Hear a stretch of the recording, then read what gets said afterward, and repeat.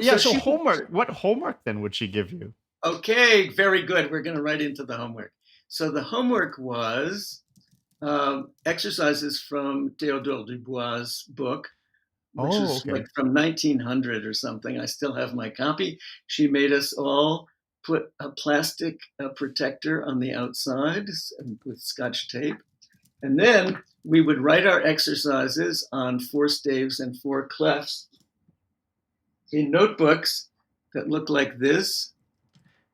So Oh, this okay. is a spiral bound notebook. And here are some exercises that you can see that I did. And one of the things she had us do was if you did something wrong or that she just didn't like, you had to paste over. Um, so this is my favorite Wow. one. This has, I believe, eight different versions of a of a She wanted given you to note. keep the original. Yes, and paste over the new versions with. Look at this. This is this is 50-year-old Scotch tape. Still good. Yeah, and so here's what she did. If you came in with this, you would put this on the piano, and she would lecture you for 50 minutes about famous characters and important people and important missions and um, She needs a podcast. I mean, if she was around, she would have the yes, best. that's not. It's absolutely right. Except it wouldn't be music you were learning so much about. Anyway, Yeah. Okay.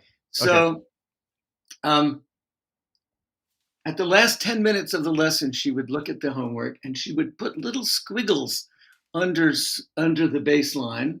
And she would say, "Oh, I don't like this."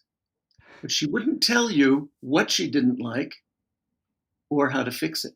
Except Mm, occasionally, I have found in these books, occasionally, see, actually, I'll show you another example in a minute, mm, where she suggested something. But here, all she wrote on the first version was three other versions. right. So some of these eight things are the three other versions. Ah. But some of them she didn't like the spacing between the bass and the tenor. Some of them she didn't like a leap to the fourth in an otherwise perfectly legal 6/4 chord.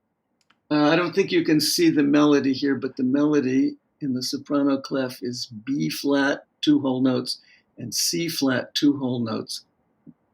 And when I look at this last one, um, and compare it to the first one, it turns out they're almost identical. And it was often my experience that the last one that was apparently successful was very close to the first one. And I felt like, I felt like Parsifal and his horse. Parsifal actually gets to the Grail Castle at one point, but he leaves it because he doesn't realize that it's the Grail Castle or something. And later, he drops the reins of his horse, and the horse just walks up to the Grail Castle. And it turns out he's been there all along. And I felt very similar with these things that she would put a squiggle and say, "Oh, I don't like this," but but you were really close, but you didn't know it, and then you had to wander all through all these other adventures to get to the Well, right it seemed version. like you were quite advanced because look at this four staff realization. So, did she take only advanced students, or did No, she no, take no, no. beginners? Or No, no. She took everybody, as far as I know. And really, she took everyone? yeah, yes. And you just had to suck it up and do it. Like I had never written on four staves and four clefs. And after the first lesson, I could do it. I mean, you just shut up and do it. And that's a good point that she was able to drag you up to a higher level. So let me show you one other exercise that Yeah, I'm yeah. fond of in this series of things here. Hold on. It's this one. This is an example. Okay, so on the second staff. Oh, this is good actually. So you can see this is a figured bass. Yep. Fa mi fa do re si do, and I think I got the melody right. You can see at the end of the exercise there's a B.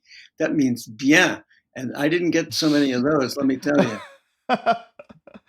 She liked this one. But she liked this one except for the very beginning of the tenor part.